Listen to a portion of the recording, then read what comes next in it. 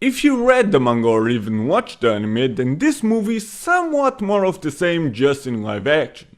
If you never did one of those, then this would be one example of a movie based on the manga done right. Well, for the most part.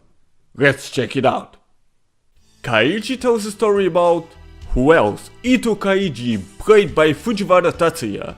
Since he is not able to find a foot to stand on his own, with some kind of job and is pissed off at society, he spends his time gambling, getting drunk and shit like that. Around 2 years later and his life is no better.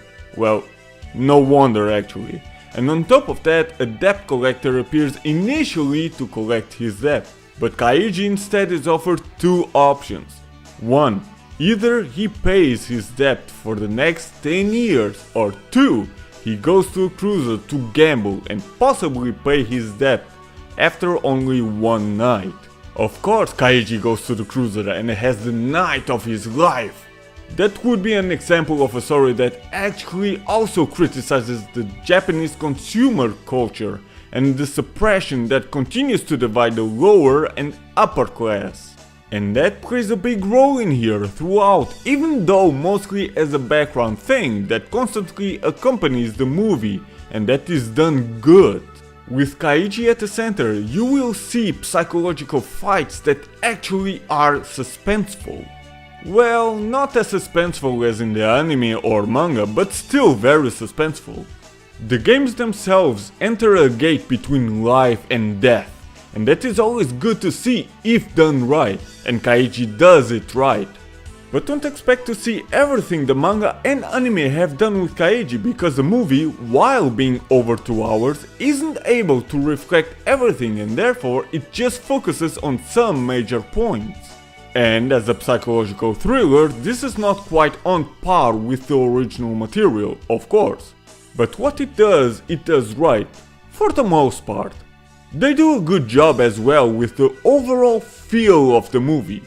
Rather dark and very atmospheric, even though not perfect.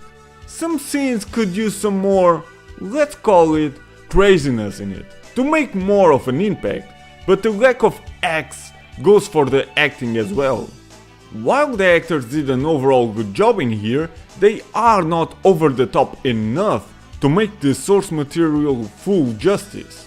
Not even things that you see in the anime like the famous Sava Sava you see in here. But that's a thing that happens between real acting and drawings. Real acting and even some effects have limitations and the movie suffers from it. Like every other movie based on anime, manga or even a game. But even though that's the case, the movie still manages to do a good job at presenting Kaiji and his world in real life. Sure, this one is nowhere near the level of its original material on any aspect.